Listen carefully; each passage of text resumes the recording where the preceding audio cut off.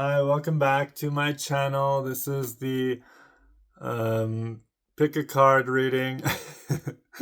I can't forget what I'm doing. Okay, so we're gonna get right into it. Let's take a look at these. Deck 1, 2, or 3. See which one you like. Take a little gander at each one. Make sure you pick the right one. Take a sip of tea. And let's see what you chose, okay? So these are not going to be the actual dice as they lay. I'm going to roll them for each deck.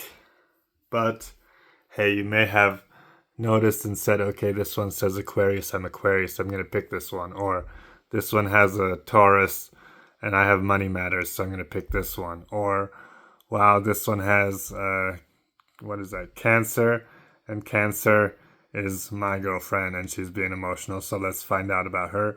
But in any case, that doesn't have to mean anything at all. It might for you, then go ahead, and if not, then just pick it randomly based off of which deck you like. Or if you want, how about this, based off of what card is at the bottom. The first one is going to have 7 of Chalices. Very beautiful depiction there. The second deck, which we will be getting into after the first one, is going to have the Knight of Wands. Very nice looking Knight of Wands there. Quite crazy looking, right? And the third deck, at the bottom of this deck, is 10 of Pentacles. So if any of those cards has a special meaning to you, maybe now is the time to change your mind and switch decks. Because now we're going to get into it. I'm going to roll these dice for you. And we have a 4, just right here in Leo. We've got Mercury right close to your center there. And then here we have Sagittarius pointing out and away. And that's in Pisces. Okay, so just got to put this down here for a second while I shuffle. Give these, oops, oh wow, one card is flying away. Don't you just love that? Queen of Feathers and the Emperor flew out. I'll throw those back in there. But remember, Queen of Feathers and the Emperor, so this reading may have something to do with a queen, very smart and fair, that has a lot to argue about, and an emperor, which is the provider. Maybe that's something that is in your life right now. Maybe that's already giving you some keywords on whether this deck is for you. Anyway, here we go. 4 of Grains and the Hanged Man. Over here in number 4 we have Knight of Grains and the 9 of Candles. Ace. Okay, and we're going to put a card in the center for the sun. Ooh. Excuse me. Okay. So, lots of candles and grains. Let's start with the furthest away. Sagittarius, the hunter, right? The hunter, the sometimes lone wolf, the person that likes to have fun, fiery. He's got the 4 of Grains, which is going to be the parable of the rich fool, and the hanged man, Peter's crucifixion. So in this one, we're seeing that it's about not spending too much, but also not sitting on your money, right? It's not going to help you to sit on it. If you've accumulated some stuff, you're not going to be able to do anything with it if you don't spend it, either grains or food, money, whatever it is, besides material things obviously that you're using when you have them. But this is about that. And the Hanged Man, just hanging around, someone that's not being productive, but someone that is looking at things from different angles. So, but with the Sagittarius dice here, I'd say Pisces emotions, right? Emotional and watery. So built close to water, as we say. It's something about you having to get out of the stagnation. Over here then, with the number 4, which has to do with family, the Knight of Grains and the 9 of Candles. So 9 Wands is usually somebody that has been wounded, that's been through a lot, and the Knight of Grains is a knight that's sturdy, that's loyal, that isn't much of an actor on his own, and that's where we're coming from here with that other area over there, is that it's time to get out of that. You know, the 9 of Candles, sure, you've been, as this one says, Satan tests Job. So, sure, you've been through a lot, but you've been letting things act upon you rather than you acting. Okay? And here with Mercury, the communications, we can see the Ace of Candles, Moses and the burning bush, and the Knight of Candles, Joshua, leader of faith. So these more candles is Ace of Wands, Ace of Candles. That's going to be about starting, about passion, right? About getting your own starting kick drive, which is kind of what should be in these fire signs like Sagittarius, and this one here is in Leo, right? Sure, this dice here, Mercury, is in Virgo, which aligns quite nicely. I believe Mercury is the ruler of Virgo. And the Knight, again, a passionate knight, right? It's candles. So this is all about you getting started, you getting your move on, you having the initiative, okay? To not just be sitting around and waiting for someone to push you, but to get up and do what you need to do. In the center, we have the Lovers. So that's telling me that this reading is a lot about somebody with this family matters here, somebody saying, I need you to get up and do this. You know, whether it's wife and spouse, and the wife keeps on pushing you, saying, do this, and you're just not getting off that couch, or whether it's father and son, your father keeps saying, you need to get a job, you need whatever, and you keep deciding, nah, it's cool. You know, this whole reading is telling me it's time to get up and do. You have to get a spark for something. You have to get a liking for something. Get interested in something, right? You can't just be sitting around wasting your life away. You wanna get a move on. That's what I'm seeing here. I hope that helps for you, because I am ready to move on to the next deck. I think that's a good one. I think this is really something useful, some useful knowledge there. So anyway, I'm going to get these out of the way. And moving right along, we're going into the love deck. If you picked this deck that had this Knight of Wands right there, then this is for you. So here we go. I'm going to roll for you. Oh, wow. Okay. Venus in Gemini. We have the 9th house in Sagittarius. And a Leo. Wow. Okay. So more Sagittarius and Leo, although this time in different constellations, right? Okay, so it looks like, and with of course, the Knight of Wands there on the bottom, I'd say this is definitely a pick a deck for fire signs. This seems to be very much fire signs pick a deck. Okay, so here we go. We've got 2 cards for that Leo, 2 cards for the 9, 2 cards for Venus over here, and 1 card in the center. Wow, okay. So right away, usually I do outside to inside, but right away let's just take a second. It's the Ten of Swords in the center.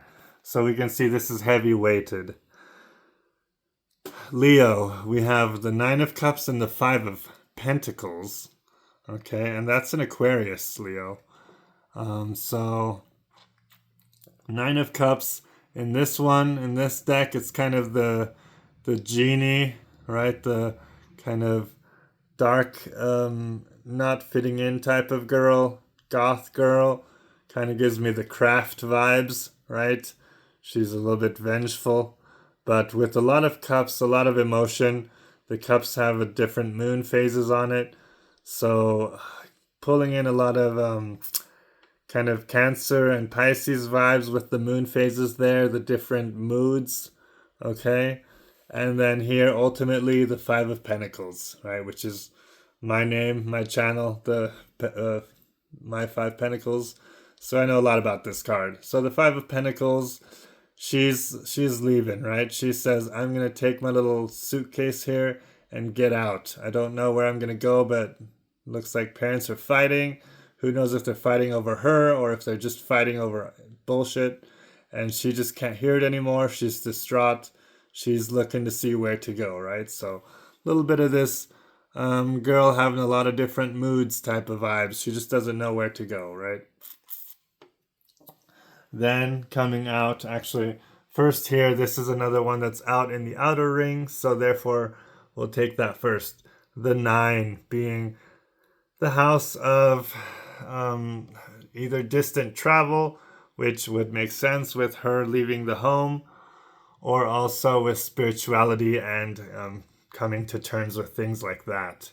So we have the Empress and the King of Cups, which Empress for fertility, King of Cups for those inside emotions stirring, right? You can see how much of him is underwater, just his thoughts there in the ship above water. So he's completely drowning in his emotion, right? He likes to keep it close to the cuff, close to the vest. He's kind of hiding it. And with the Empress, though, it's like a very motherly, nurturing feeling and vibe. So someone's looking to really be nurtured. Someone's really needing someone there. Like I said, it's coming a lot from this state here is what I'm feeling, is that someone is being either kicked out or wanting to leave, wanting to get out of a situation, a lot of emotion happening. So this is that nurturing that we're looking for, Sagittarius.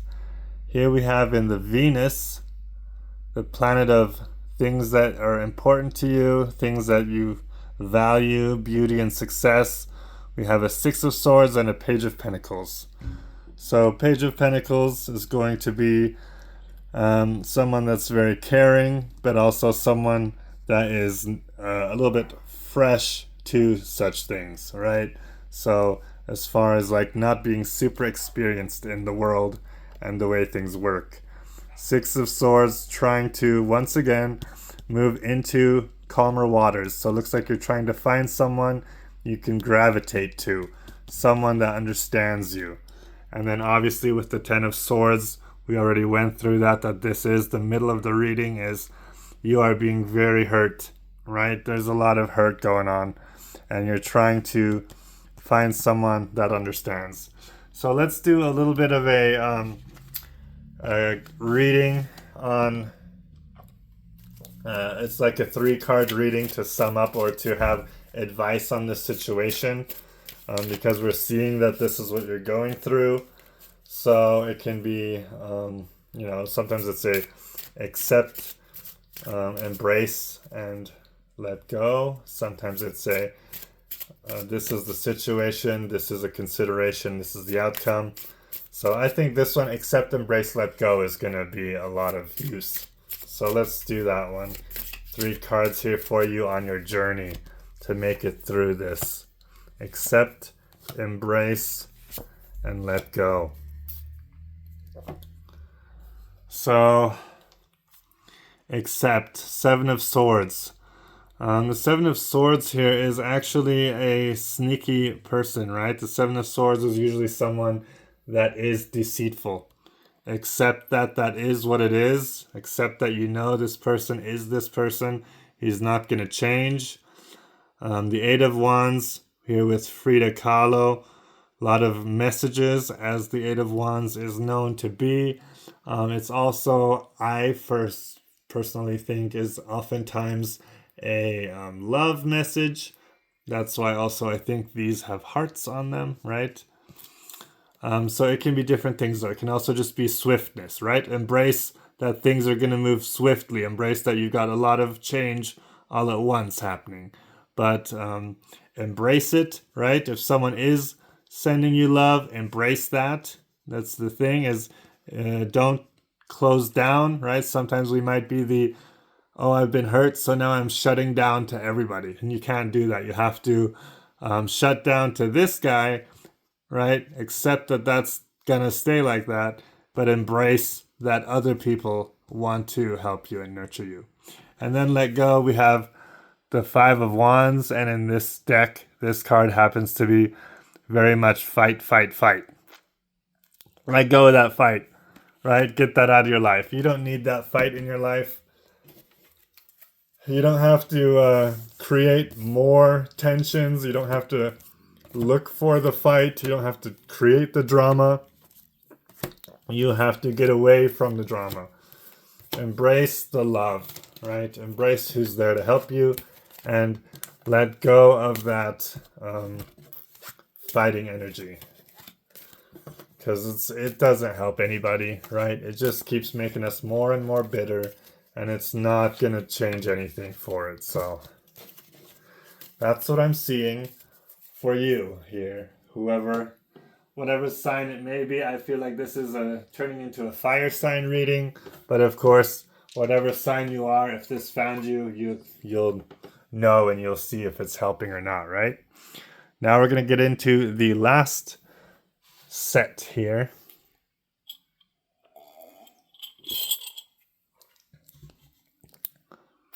And that was this beautiful new deck that I just got.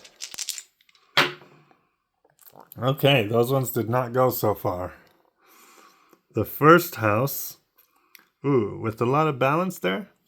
And the moon in Libra. Oh, Libra. Okay, so you do have something going on with air sign, Libra, balance. First house, first impressions. Well, interesting. Let's see what this Angelic Arcana deck has to say about that, right? Ooh, it's already flipping something. Okay, so that one has the Seven of Swords. Looks like you're trying to balance something with another deceitful person.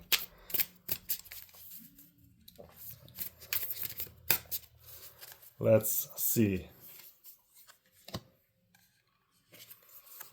The moon here. Oh.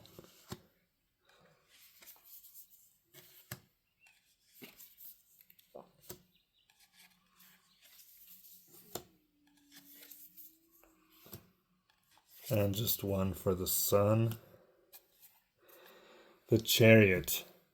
Okay, another air type. Well, I guess Chariot is traditionally water, but to me it's kind of a little bit of air.